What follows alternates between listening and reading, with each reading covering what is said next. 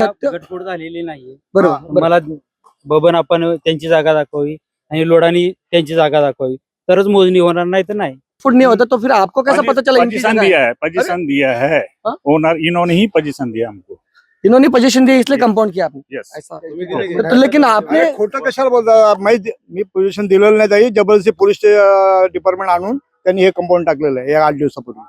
8 दिवसापूर्वी हा. हे कंपाऊंड टाकताना तुम्ही विरोध केला होता? विरोध केला होता. तक्रारी केल्या होत्या? केल्या होत्या. कोणाला कोणाला तक्रार दिली? पोलीस स्टेशनला केलं होतं, त्यांनी मला बंदोबस्त दिलेला नाही. ओके. हिल लाईन पोलीस स्टेशनला आज नाही त्या दिवशी तुम्ही कंपाऊंड बांधून दिलं, त्यांचं म्हणणं तुम्हीच त्यांना पोझिशन दिलं. नाही ना, खोटं बोलतात ना ते अक्षरशः. असं आहे का? मला जागेतून बाहेर काढलं तर आतमध्ये घेतलंच नाही माझ्या जागेत. जो है ना हमको ज्यादा नहीं हाँ, बोलना है, ठीक है। हम लोग स्टाफ हैं, हम लोग ज्यादा नहीं बोल आप सकते। किसके स्टाफ है? हम लोडा ग्रुप से हैं और ज्यादा कुछ नहीं बोल सकते। लीगल वे में सबको जवाब दिया लीगली जाएगा। बोलिए। हाँ, तो लीगली है, जो भी है लीगली है। हम लोग ज्यादा कुछ नहीं, माइक पे नहीं बोल सकते हम। घेऊन यायचं पेपर कुठे आहे?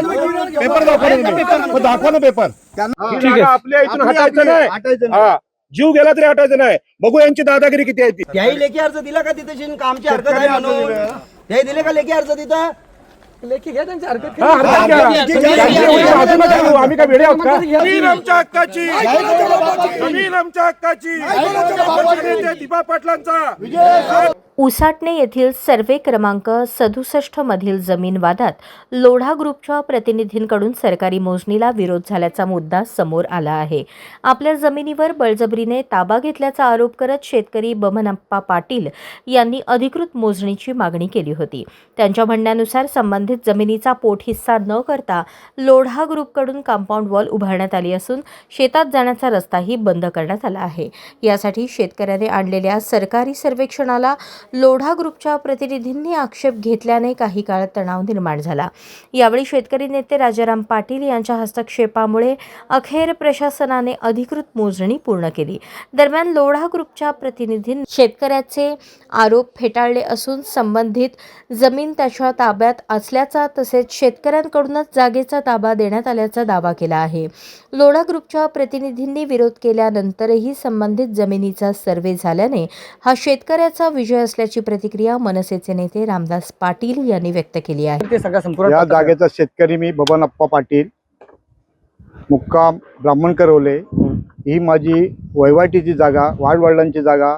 मी इथे भाजीपाला करायचो, शेती लावायचो, या सगळ्या गोष्टी करायचो. आणि काही दिवसापूर्वी पोलिसांच्या बंदोबस्त ही जागा मला या जागेतून बाहेर काढला आणि ही जागा लोढा कंपनीने कब्जा केला. बंदोबस्त करून आणून हा सगळा कंपाऊंड टाकला. पण आज राजाराम पाटील यांच्या अध्यक्षतेखाली आणि आम्ही सर्वेला अर्ज पण केला होता. त्या सर्वेला अर्जाने आम्हाला 16 तारीख दिली होती. 16 तारीख दिल्यानंतर ते आले. राजाराम पाटलांच्या अध्यक्षतेखाली समजा ही मला या जागेचा कब्जा मिळाला आणि हे सर्वे पण माझे व्यवस्थित झालं. धन्यवाद. नाही बरं, इथे काय आहे, आता तिथे अधिकारी आहेत लोढाचे. त्यांचं असं म्हणणं होतं की त्यांचं ऑब्जेक्शन आहे या सगळ्या गोष्टीला. त्यांचा ऑब्जेक्शन अशासाठी होता की तुम्ही स्वतः तिथे हा ताबा त्यांना दिले असं त्यांचं म्हणणं आहे. म्हणजे तुम्हीच ताबा दिलेला असं त्यांचं म्हणणं होतं आणि आता परत तुम्ही या इथे सांगता की नाही तुम्ही ताबा दिलेच नाही. नक्की खरी गोष्ट हे सगळं खोटी वस्तुस्थिती आहे. जर मी त्यांना 2014 जर ताबा दिला असता तर त्या लोकांनी हा कंपाऊंड आता या 15 दिवसापूर्वी का घातला? कारण दोन्ही साईडला त्यांच्या जागेवर त्यांनी कंपाऊंड घातलेला, इकडे कंपाऊंड घातलेला. ही जागा माझी मोकळी होती, मी माझी शेती वगैरे करायचो इथे. मग त्यावेळी मला हाकलायचं होतं इथून त्यांनी.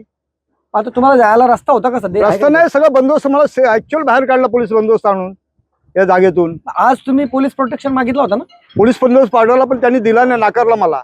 आणि आणि नाकारला तुम्हाला कसं समजलं? आता नाकारला म्हणजे पोलीस लोक आले नाही, मी अर्ज करून सुद्धा. आता आलेले ते समोर पोलीस दिसतात ना? नाही, ते मी 112चा फोन करून हे लोक लोढा कंपनीचे लोक दादागिरी करत होते, गुंडगिरी करत होते म्हणून मी त्यांना फोन केला आणि इकडे बोलवून घेतलं त्यांना. त्या जागेचा सर्वे नंबर काय? 67, सर्वे नंबर 67. याचा पोट हिस्सा झालेला नाही. मग त्यांचं म्हणणं झालं टेलर रिपोर्ट आहे ना त्यांच्या? हा, टेलर रिपोर्ट असे किती हजारो बनवू शकतात कारण त्याच्या हातात सगळं पोलीस स्टेशन वगैरे सगळं आहे ना, ते सगळं अभिलेख. पण जर पोट हिस्सा झाला असता तर आता सर्वे तुमच्या समोर सांगितलं काय टेलर पोट हिस्सा झालेला नाही म्हणून. त्यांचं म्हणणं आहे की झालेलं आहे. त्यांचं म्हणणं झालं ते काही ते बोलतात ही जागा पण खरेदी आम्ही केलेली आहे असं तर आता पण बोलतात. ते ही जागा पण बोलतात आमचीच आहे, आम्ही घेतलेली जागा.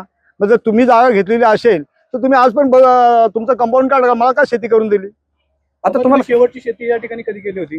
आतापर्यंत काल परवापर्यंत म्हणजे आता हा पावसाळा असतो ना, पावसाळ्यात शेती करतो आणि त्यांनी इकडचं माती उचलून या शेती माझे संपून टाकले त्यांनी. ते कंपनीचं बांधकाम चालू आहे, ते कोणाच्या जागेत आहे?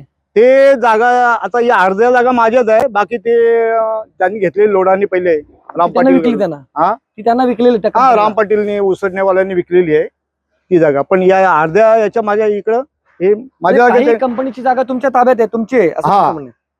जबरदस्ती ज्या वेळेला या ठिकाणी अतिक्रमण सुरू होते किंवा बांधकाम सुरू होतं त्यासाठी तुम्ही तक्रार वगैरे कुठे केली होती का? तेव्हा केली होती कोणाला केलेली? ही लाईन पोलीस स्टेशनला. फक्त याला मी महसूल खात्याला नाही गेली आणि ते हे पत्र मी उद्योग मंत्र्यांना पण दिलेलं आहे. तर आता तुमचं असं म्हणणं आहे की जबरदस्तीने कंपाऊंड बांधला, बरोबर?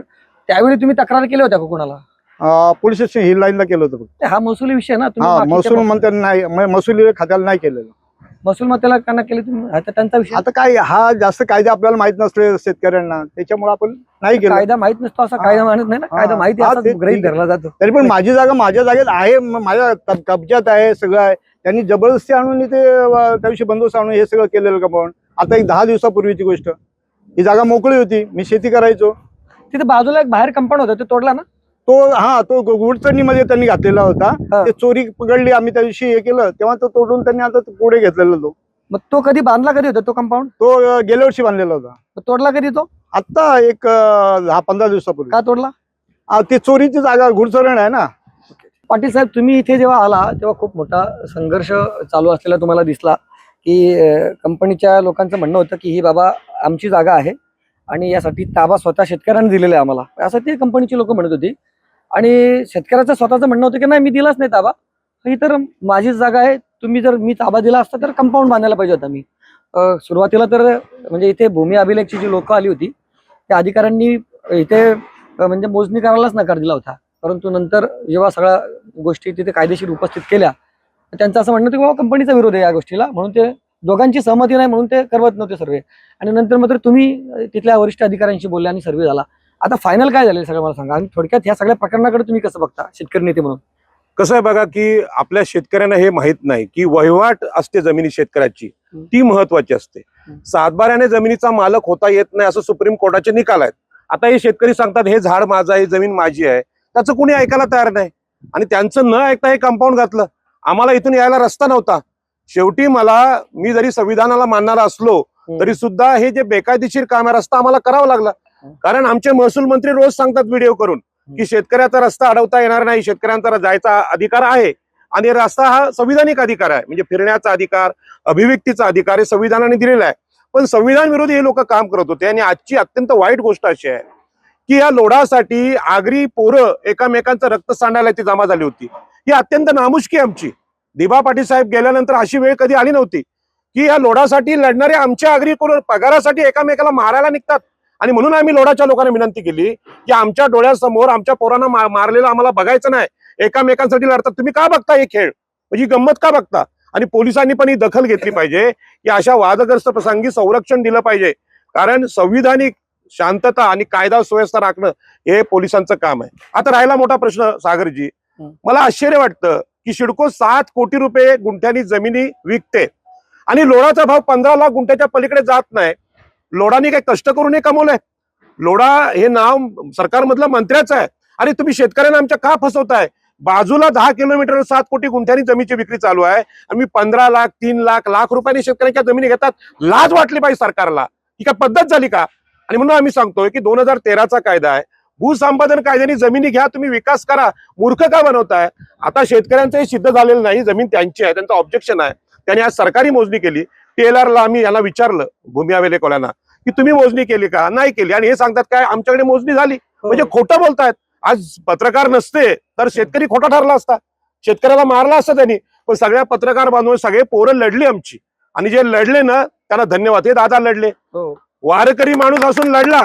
अशा वारकऱ्यांचा आम्हाला अभिमान आहे की ते लढतायत, ते घाबरत नाहीत, संविधानासाठी लढतायत. आणि हा जो रेट कंट्रोल केला लोढांनी, ही सगळ्यात मोठी फसवणूक आहे आणि सरकारी फसवणूक आहे असं मी जाहीर करतो. आणि सरकारने इथे कबुली द्यावी. महसूल मंत्र्यांनी सांगितलं पाहिजे की शेतकऱ्याचा रस्ता कसा बंद करू शकता तुम्ही, आता ती जमीन कसा कसणार तो. आणि म्हणून आजचं जे हे चित्र आहे ते अत्यंत वाईट आहे. आगरी समाजाने लक्षात घ्या, लढायचं असेल तर जमीन हक्कांसाठी शेतकऱ्यांसाठी लढा. आणि आज इथं खरोखर रक्त सांडलं असतं. आणि म्हणून मी या दादांना धन्यवाद देईन की त्यांनी ते भांडण थांबवलं. खरोखर थांबवलं. मोठी भूमिका आहे त्यांची. साहेब बघा ना, इथल्या अनेक शेतकऱ्यांचे म्हणणे असतात की आमची फसवणूक झालेली आहे या सगळ्या शेतकऱ्यांच्या मध्ये. कितीतरी लोढाच्या विरोधात वाद आहेत, परंतु त्यांनी ते कधीच कबूल केलेलं अरे नाही. राजन लोढा तर आतमध्ये आहेत ना, जाहीर आहे ना, ते ईडी लागली ना त्यांना. आणखी काय पाहिजे तुम्हाला? म्हणजे तुमचं असं म्हणणं आहे की ज्या राजन लोढांनी जर त्या लोढा कंपनीची फसवणूक केली असेल, तर किती शेतकऱ्यांची फसवणूक केली ते सगळ्यात असं मोठी फसवणूक काय आहे? ठाणे जिल्ह्यातल्या सगळ्या आमदार खासदार, अगदी उपमुख्यमंत्री एकनाथराव शिंदे, खासदार श्रीकांत शिंदे यांना माझं चॅलेंज आहे. अरे जमिनीचा भाव तुम्ही ते नगरविकास मंत्री आता शिडकोचे 7 कोटींनी शिडको विकतोय, मग आमच्या लोकांकडून 1 रुपयाने लोढा घेतोय. लोढाला तुम्ही का सांभाळला? त्यामुळे तुमचं असं म्हणणं आहे की हे इंडस्ट्रियल टाउनशिप आता लोढांनी केलेलं आहे. हा, जर ही जमीन रितसर MIDC न घेतली असती तर त्याचा भाव मिळाला असता, त्यांना मोबदला मिळाला असता, बघा पुनर्वसन झालं असतं. पण या कुठल्याही गोष्टी या चार हे बघा 2013च्या कायद्याने या शेतकऱ्यांना या. 4 पट मोबदला. बरोबर. म्हणजे तुम्हाला सांगतोय, आमच्याकडे शहापूर देरेणला जमीन खरेदी चालू आहे, उदय सामंत आणि ते करतायत. अहो तिथे अमिताभनी जमीन खरेदी केले, याचं गुगलला रेकॉर्ड आहे. 1 कोटी रुपये गुंठ्यानी. मी MIDCच्या चीफला सांगितलं ह्याच्या 4 पट भाव 4 कोटी रुपये गुंठा द्या. ही अलिबाग मधली गोष्ट आहे. व अलिबाग आणि ठाणे आणि मुंबई यातला तुम्हाला फरक माहित आहे? अलिबागच्या मध्ये समुद्र आहे, पण हे तुमच्या जवळ आहे. मग इथे भाव किती भेटला पाहिजे? कमीत कमी 4 कोटी गुंठा भेटला पाहिजे. लोढामध्ये दम आहे ना, दम. तू मंत्री आहे ना, खऱ्या बापाचा आहेस ना, तर शेतकऱ्यांना खरा भाव दे. आम्ही दिबा पाटलांचे सैनिक आहोत. आम्हाला माहित आहे आम्ही गरीब आहोत, मान्य आहे, पण बाजार भाव तर कळतो ना आम्हाला. आणि बाजार भाव पण जमीन देत नाही, तुम्ही मंत्रीपदाची शपथ घेता कशी काय? आणि म्हणून ठाणे जिल्ह्यातले सगळे आमदार खासदार ही इथल्या शेतकऱ्यांची फसवणूक करतात, असं माझं स्पष्ट मत आहे. आणि दिबा पाटलांचं नाव आम्ही त्यासाठीच सांगतोय की त्या माणसामुळे तिकडे 12.5% भेटले, लोक सुखी झाले. आणि ठाणे जिल्ह्यात दिबा पाटलांसारखा नेता नसल्यामुळे आज ही भीक मागायची वेळ आली. आज रक्त सांडलं असतं आमच्याशी वाटतं. रायगडचे आलेले आहेत सगळे. पण इथे आता म्हणजे रामदास पाटील आहेत मनसेचे, ते देखील रायगडचे आहेत, म्हणजे पनवेलचे झाले. तुम्ही देखील हिंदी दिली. इथे कधीच ठाण्याचा मला कोण दिसत नाही. ठाण्याचं दिसत नाही, पण शेवटी ठाणे जिल्हा लागू होतो ना इथून. बरोबर. ही सगळी घाण आले ठाण्यातून आले ना. लोढा आलाय तो ठाण्यातूनच आलाय. सगळ्यात जास्त जमिनी ठाणे जिल्ह्याच्या घेतल्यात. मग तसं बोलावं लागतं. प्रशासकीय जी स्थिती आहे ती सांगावी लागते, कारण ठाणे जिल्ह्यात भावच नाही भेटला जमिनीला. हे काही शूरता नाही आणि हा काय उद्योग मंत्री नाही किंवा उद्योगाचा विकास नाही. ही शेतकऱ्यांना फसवून, ही सावकारी आहे, खोती आहे, जमीनदारी आहे. आम्हाला आमच्या जमिनीचा भाव 4 कोटी रुपये गुंठा किमान पाहिजे. 7 कोटी रुपये गुंठा आहे. आता 22.5% तिकडे विमानतळाची जागा घेतली. हायकोर्टाने सांगितलं की फसवणूक केली. मग तिथले आमचे आमदार खासदार काय करत होते? प्रश्न आहे. आज सार्वजनिक ठिकाणी आम्ही जमलोय. आमच्या आमदार खासदारांनी 22.5%ला मान्यता का दिली, जी हायकोर्टाने नाकारली? म्हणून आम्हाला जमिनीचा भाव इथे सगळ्यात मोठा कमी आहे. त्यामुळे लोढांनी एक कंपाऊंड घातलंय. हे बेकायदेशीर आहे, शेतकऱ्यांची फसवणूक. आणि दादा तुम्हाला सांगतो, तुम्ही हायकोर्ट आणि सुप्रीम कोर्टापर्यंत लढा. तर आम्ही यायचं आणि आम्ही आल्यानंतर लोढा काय करतो? आमच्यावर गुन्हे दाखल करतो. माझ्यावर 5 कोटीची केस आहे, यांच्यावर 5 कोटीची आहे. आम्ही त्याचं नाव खराब केलंय. कारण तुमचंच लोढा नाव आतमध्ये आहे, ईडी मध्ये तुम्ही गेलात. आमच्या बापांनी चोऱ्या नाही केल्यात, आमच्या आजोबांनी चोऱ्या नाही केल्यात, कष्ट केलेत. सडलेच पाय आमच्या लावणी करून आमच्या बापाच्या ना आईंचे. तुम्ही चोर आहात. कधीतरी सांगावं लागेल. न्यायालयातले न्यायमूर्ती बघत नाहीत का या गोष्टी? लाज वाटली पाहिजे. 5 कोटी आम्ही कधी 5 लाख रुपये आम्ही असे बघितले नाही, तर आमच्यावर तुम्ही 5-5 कोटीच्या केस करताय. काय किती वाईट अवस्था आहे. म्हणजे शेतकऱ्यांचा आवाज दाबण्याचा हा जो प्रकार आहे ना, त्याचा मी जाहीर निषेध करतो. सगळ्या लोकप्रतिनिधी याची काळजी घेतली पाहिजे. कुठलाही नोटीस न देता केसच लागतात खरं म्हणजे. काय ह्याला अर्थ काय? म्हणजे ही हुकुमशाही आहे, ही हरिरावी आहे, ही चालणार नाही ते. आणि संविधानासाठी आमचे 5 लोक हुतात्मे झाले एअरपोर्ट मध्ये, अजून होतील. नाही आता पण व्हायला लागेल. मेल्याशिवाय नाही भेटणार नाही. आणि हे निर्लज्जपणे हसतात. आमची पोरं एकामेकाला भिडली, जीव घेणार एकामेकाला, ते दात दाखवतात. ही पद्धत आहे का? लोढाला माझी विनंती आहे, तुमच्यात खरोखर संविधान असेल, तुमच्याकडे कायदा असेल, रितसर नोटीस लावून तुम्ही जमिनी घ्या, बाजार भावाने जमिनी घ्या. 1 लाख 2 लाख हे भिकाऱ्यासारखं काय? भिकारी आहे का राजा आहे तू? हे कळलं पाहिजे. मग शेतकरी सहाय्य करतात म्हणून तुम्ही आमच्या लोकांना फसवता. ही सावकारी पूर्वी पण होती. आणि म्हणून बाबासाहेब आंबेडकरांनी संविधान लिहिलं, प्रत्येकाला अभिव्यक्ती स्वातंत्र्य. मी पत्रकारांना मीडियाला पण सांगतोय, अरे इथला भाव तर फोडा शेतकऱ्यांचा. आणि शेतकऱ्यांना पण सांगतो, 3 लाख 4 लाखांनी तुमच्या जमिनी घेतल्या, उद्या 4 कोटी भाव भेटला, त्या पत्रकारांना विसरू नका. यांना पण 1-1 कोटी द्या. त्यांना भिकारी नका ठेवू, त्यांना गरीब म्हणून मारू नका. नाहीतर तुम्ही करता कुठेतरी कोपऱ्यात जाऊन सेटलमेंट आणि आमच्या शेतकऱ्यावर मराठी पाळी येते. आता आम्ही या केस लढायच्या, कोणी कुठलाच माणूस आम्हाला केसला येतो का मदत करायला? रामदास पाटील कधी आलात का? राजाराम पाटील तुमच्यासोबत कोर्टात येतो. त्या लोढांनी केस केले 5. आम्ही काय चोर आहोत का? आम्ही सज्जन लोक आहोत. पण आमची बाजू सुद्धा कोणीतरी मांडली पाहिजे. नेते तर सगळे आहेत, आगरी समाजाचे नेते सगळे सेट आहेत. चैनी आज मला वाटतं नाही, आमच्या रामदास पाटलांकडे चैनी नाही, पण चैनी घातलेले. अरे मग तुम्ही श्रीमंत आहात, भिडा ना लोढाला भिडा. छत्रपती शिवाजी महाराजांनी सांगितलं होतं की जमीनदारी, जहागिरी, वतनदारी नष्ट करा आणि गरिबांची झोपडी आहे, शेतकऱ्यांच्या भाजीच्या देठाला हात लावू नका, हे छत्रपती शिवाजी महाराज बोलले होते. आज तुम्ही लोढासाठी मारायला तयार झाले. कुठे दिबा पाटील, कुठे छत्रपती शिवाजी महाराज, कुठे बाबासाहेब आंबेडकर? आमचे आदर्श विसरलो का आम्ही? अत्यंत वाईट वाटतंय. ठीक आहे, आज सगळ्या पत्रकार बांधवांना मी मनापासून धन्यवाद देतो. रामदास पाटील असतील, दादा तुम्ही समोर या ना, या समोर दिसले पाहिजेत तुम्ही. ठाणे जिल्ह्याला दिसलं पाहिजे. हे आमचे दिघे साहेब, आनंद दिघे साहेब आहेत. ते आनंद दिघे मला म्हणतात ना आमच्या दिघे साहेबांना, ते दिघे साहेब आहेत. कार्यकर्ता आज सदस्यापासून बघितलं तर आमदार खासदार पर्यंत सर्व लोटाचे एजंट आहेत. तर शेतकऱ्यांना भाव मिळेल कुठे? राजेन लोटा नाही. भाव देतो, पण तो शेतकऱ्यांपर्यंत तो भाव पोहोचत नाही. त्याच्यात खासदाराचा गाला, आमदाराचा गाला, नगरसेवक आहे, ग्रामपंचायत सरपंच आहे. दादा मी काय सांगतो बघा, होता का ज्या लोकांना राजेन लोटा पोचतो, ज्यांची संसार चालवतो ना, ते एक वेळा आवाज उठून जर सांगितलं की शेतकऱ्याचा जर पुन्हा जर घपला केलास ना, कोर्ट कचेऱ्या बघायला जर लावल्यास, तर राजेन लोटा नाव हा मिटवून टाकू आम्ही. पण यांची संसार तो चालवतो. तर हे बोलतील, आता गेला तो जलमध्ये, मग वाटोला त्यांनीच केलं. ती मॅडम काल आली, बरोबर? म्हणजे आगरी समाजाला विनंती आहे, छत्रपती शिवाजी महाराजांना ज्यांनी संरक्षण दिलं, राजधानी महाराजांनी इथे आणले, ते महाराजांचे आम्ही लढाऊ सैनिक आहोत. आम्ही लाचार आणि गुलाम आणि दलाल आणि भडवे नाहीत, आम्ही लढाऊ लोक आहेत. आणि म्हणून लढायला समोर या. हे काय चाललंय? संविधानाचा आग्रह धरतोय आम्ही पोलीस अधिकाऱ्यांना की संविधानिक पद्धतीने व्हावा. आणि त्यात मी अभिनंदन करेन येथल्या ठाणे जिल्ह्याच्या भूमी अभिलेख विभागाची, त्यांनी आमची विनंती मान्य केली आणि आज मोजणी झाली. म्हणजे शेतकऱ्यांचा अधिकार इथे आहे आणि याचं श्रेय मी लोकनेते दिबा पाटलांच्या विचारांना देतोय. आमच्याकडे काय हो, गरीब आहोत आम्ही, सकाळपासून जेवलो नाही, काय कोण आम्हाला देते का? पण लढाईची इच्छा कायम आहे. जीव गेला तरी चालेल या भूमीसाठी, या भूमीसाठी रक्त सांडलं तर चालेल. 2000 वर्ष आम्ही ही भूमी टिकवून ठेवलंय, ठाणे आणि रायगडची. कुठल्या महाराष्ट्राला माहित नाही. पोर्तुगीज आले, इंग्रज आले, लोढा क्या बात आहे? लोढा कोण आलेला आहे? आम्ही लढू. आम्ही काय लोकांवर अन्याय नाही करत. तुम्ही जमिनीचा भाव मोजा आणि घ्या ना जमिनी, कायदेशीर घ्या.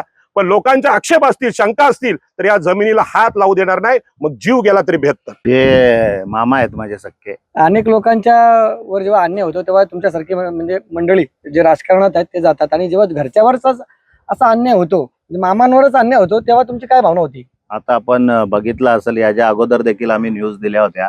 हं. खरी पहिली गोष्ट तुम्हाला सांगू इच्छितो की हा सर्व या शेतकऱ्यांचा लोढाबद्दल जो घेतलेला एक लढा आहे त्याचा आज विजय झालेला आहे. का तर तुम्ही याचं उदाहरण मी देतो तुम्हाला. ही बाजूची भिंत बघाल तुम्ही, जवळजवळ 30-25 एकर जी जागा आहे ती भिंत आज लोढाला का तोडावं लागली? हा तुमच्या समोर मोठा एक उदाहरण आहे, सर्वांच्या समोर. फार महत्वाचं ही उदाहरण आहे. कॉन्क्रिटीकरण केलेली भिंत का तोडावी लागली? ही माझं सांगणं आहे की सरकारमधील आतील शासकीय अधिकारी ती असतील. भिंत काय, मला थोडंसं प्रकरण सांगा काय झालं? प्रकरण असं आहे की जेव्हा आम्ही ते एक 10 दिवस सर्वेचा चालला, 10 विषय आपला 67 सर्वे नंबर, बबन आप्पा पाटील आणि आपले रामबुवा वगैरे, हरेश, विश्वास आणि आपले शेतकरी सर्व. तर हा जो एक जो गट आहे यांचा, हा मोजून बघितला तर आपण 1.5 एकरचा गट आहे. तर त्याच्यामधून 1 एकर जागा ही आमचे, ते पण यांचे भाऊच आहेत, बाबू पाटील म्हणून. तर त्याही ती आधी विकली लोढाला. तर मामाचं ना त्यांचं जॉईंट इच्छा होते दोन्ही. तर मामाने त्या बाबू मामाकडनं 20 गुंठ घेतली विकत, आणि मामा ही पहिल्यापासून 20 गुंठ कसत होते जमीन. आता मला सांगा, शेतकऱ्याला कसत आहेत ती जागा शेतकऱ्याला माहित की लोढाला माहिती? शेतकऱ्याला माहित ना, तो 50 वर्षापासून कसतो. मग आपण देखील आपला बाण, शेताचा बाण, हा जांभळाचा झाड आहे, आंब्याचा झाड आहे, आपण सांगू शकतो ना की लोढा 2 वर्ष आलेला लोढा, 3 वर्ष इथं आलेला लोढा सांगेल का की हा बाण आप्पा पाटील तुझा नाही, हा माझा बांध आहे? सांगेल का?